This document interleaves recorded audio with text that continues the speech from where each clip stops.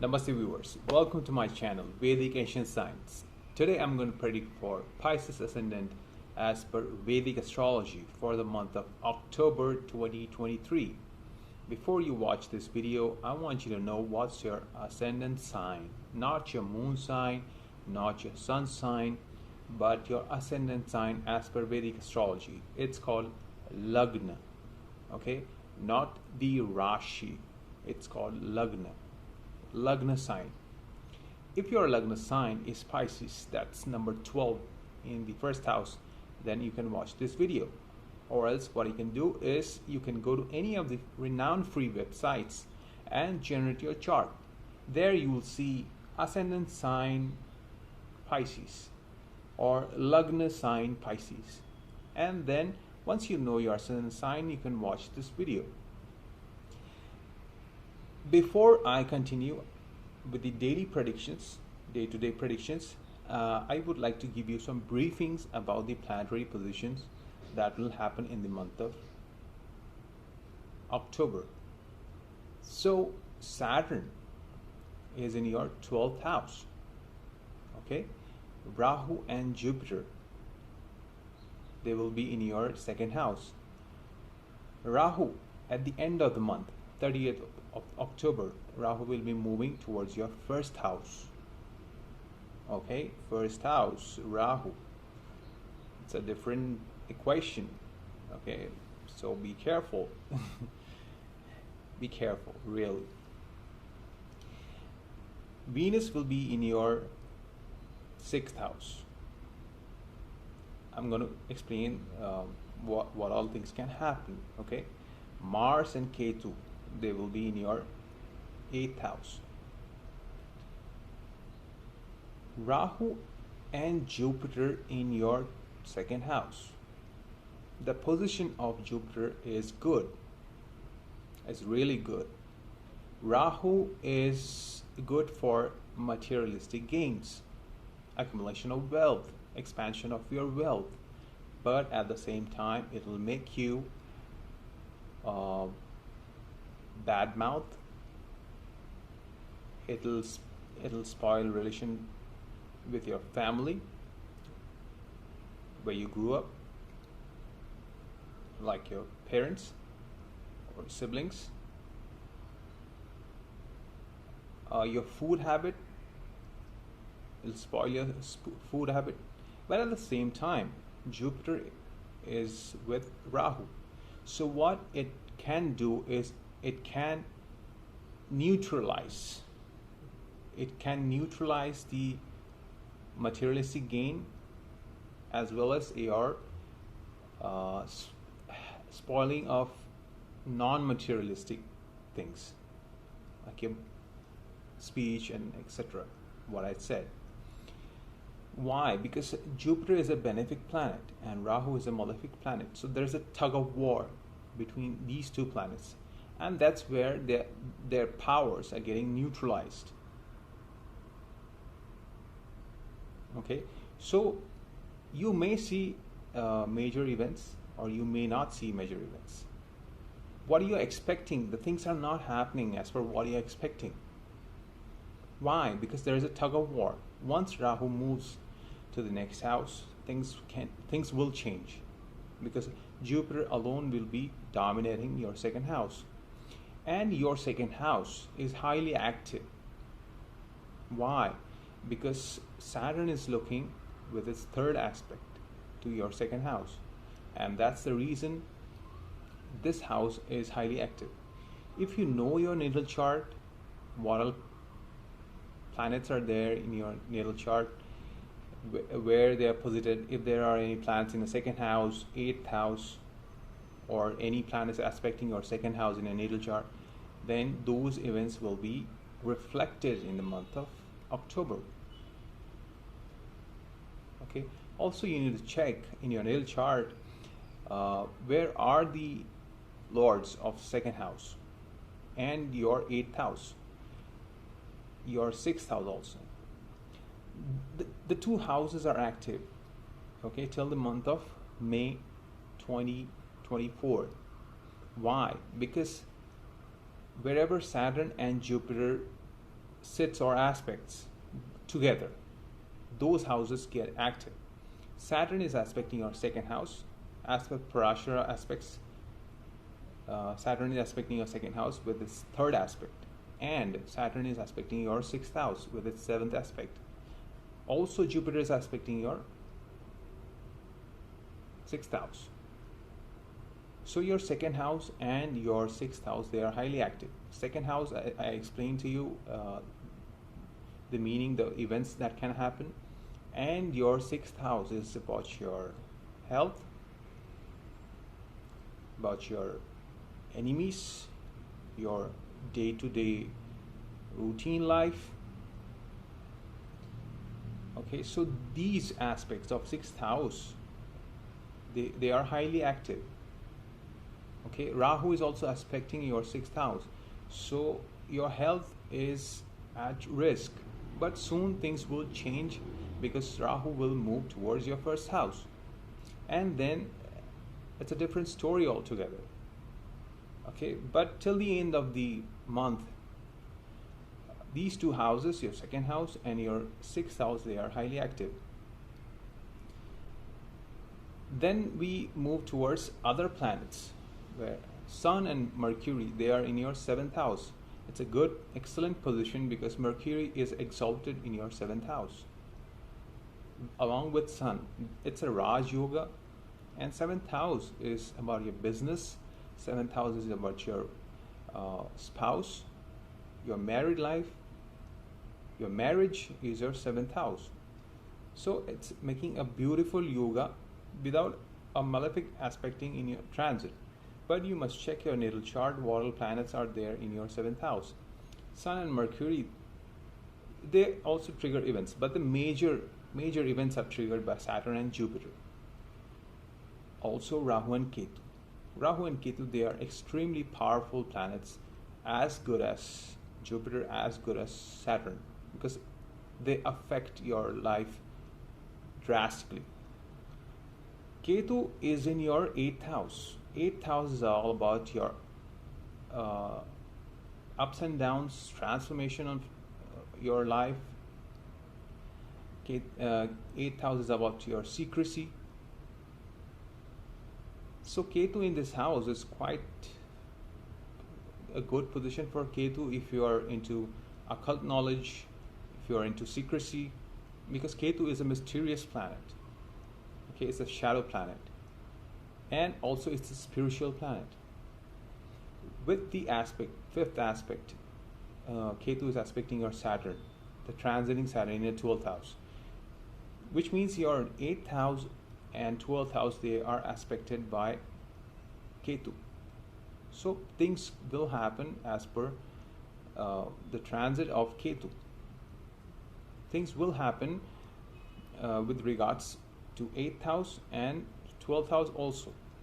Okay, because Ketu is a powerful planet and it will affect.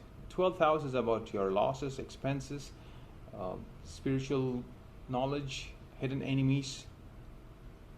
You must check your natal chart. What all planets are there in 8th house, what all planets are there in your 12th house, what all planets are aspecting. Also, you must check your 8th lord, where it's positioned in your chart, and your 12th house lord. These four houses, 2nd house, 6th house, 12th house, and 5th house also. 5th house, because Ketu is aspecting your 5th house also. It's about your children, your love life, your education. So these are in your life, in every day-to-day life. Not just one event happen. There are millions of events happening. So I am just filtering out what all events can happen. Okay, Mars in Ketu. This is a big tree. The position, this combination, this conjunction is sign of victory. So Mars and Ketu in the 8th house is kind of intense energy in your aspect transit. Okay, so obviously 8th house related things can happen in your life in the month of October. Okay, then after 18th 18th of October, Sun, Mercury, Mars, and Ketu, all the fiery planets, even including Mercury, because Mercury will imitate other planets. All other planets are fiery planets, and Mercury will also become a fiery planet in your 8th house. 8th house, if you see physically, what parts of the body it represents your intimate part, your genitals. Okay, 2nd house is your mouth, and 8th house is your excretory organs. So a lot of fire. So it will affect your intimate part. Okay, there could be some burning sensation around your intimate part or at the intimate part. Okay, and things will change, because at the end of the month things will change, and it'll take a different route in your life. Venus in your 6th house. Venus is a beautiful planet. It's a positive planet. It's a benefic planet. And 6th house is your disease. 6th house is your conflicts. Dushtana house. It's a 6, 8, 12. These houses are Dushtana houses. But it depends how you use it in your day-to-day life, because you can use bad things for good also, and Venus is there to handle the situation in a good manner. Okay. Venus also represents, in Nadi astrology, Venus is your spouse if you're a male person. Venus is your sister, feminine energy. Venus in your 6th house also represents love towards pets. 6th house is also about pets. So there could be something related to your health. That could be something related to your conflicts with your spouse, conflict with your loved ones, conflict. There could be some problem with your pets, health issues. So this is kind of a small briefing about planetary positions that will occur in the month of October, and I'm going to give you the daily predictions, how it's going to be.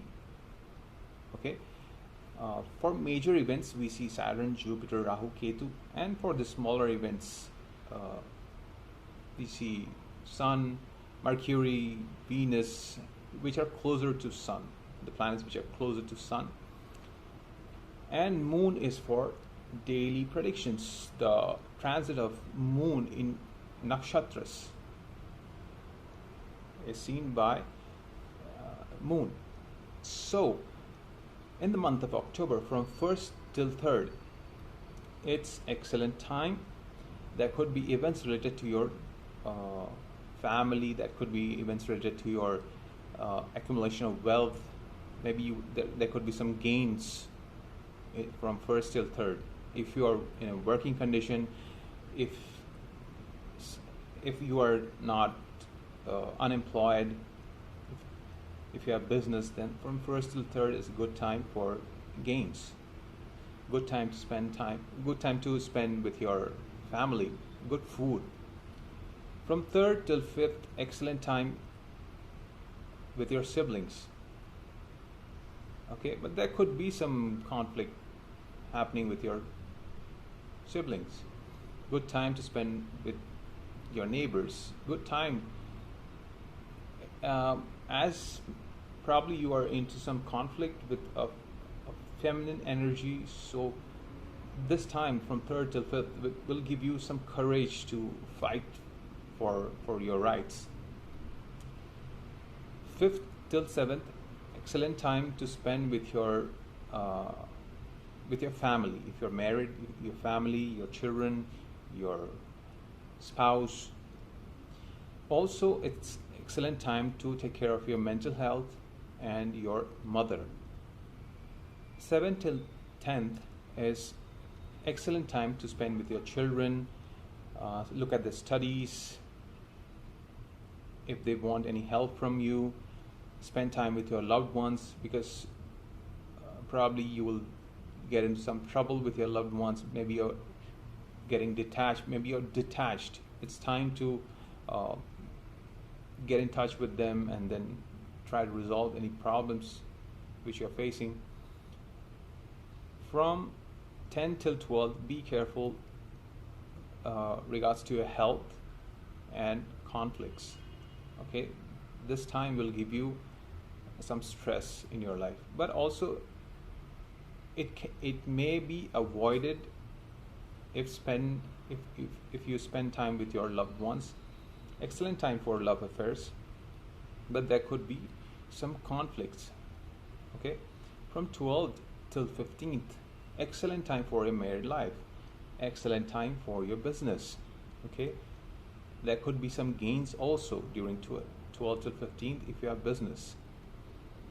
15th till 17th, again you have to be careful about ups and downs. There could be some gains also from 15th till 17th. Gains out of some investments, out of nowhere. You get it. You must have invested in some place, or you must have given some consultation, and you will receive that money. Okay, out of nowhere. Also, it can create a stress out of nowhere, out of nothing. Okay, so be careful during 15th and 17th, and make sure that you're prepared, because this will pass. Okay, so don't get too bogged up with the stress. From 17th till 19th, it's a good time for lucky days. Okay, these days are lucky days and gains can happen also, but it's good time to travel. If you want to travel, you can travel. Also good time to spend with your gurus, take care of your belief systems, go to church, go to temples. Okay, from 19 till 22nd, excellent time at your workplace. Excellent time at your workplace. Good gains also can happen during this time. Okay, if you have any issues in your workplace, approach your boss. Do not get into fights.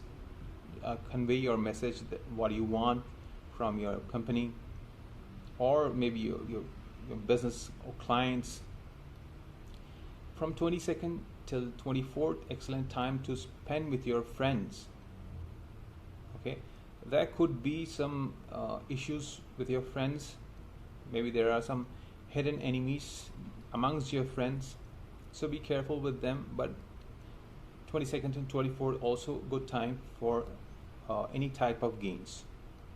Just be careful about your hidden enemies and make sure that you are aware, because from 24th till 22nd you may face some kind of loss because of this, because of your friends. Okay, from 24th till 26th, there could be some expense happening. You will lose money, you will lose sleep, you will lose appetite, you will lose libido. Okay, there will be stress from 24th till 26th. So be careful during these days. 26th till 28th, excellent time for yourself. Spend time for yourself, give some time for yourself, improve your lifestyle, improve your knowledge. Okay, improve your quality of life. From 28 till 30, also excellent time for good gains and good time to spend with your family. Good food, enjoy the time. Okay, there could be gains also, monetary gains. And at the end of the month, excellent time to spend with your family. Maybe there could be some travel happening, short trips. Okay, so this is all about it for Pisces season for the month of October 2023. I hope you have liked this video. And you are if you are liking my videos, predictions, make sure to subscribe to my channel and share with your loved ones, your family, your friends, your children, whoever you love, and you found this my video to be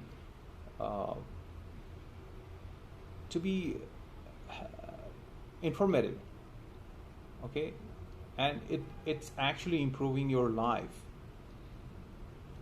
So please do subscribe to my channel, and thank you very much for watching. Namaste.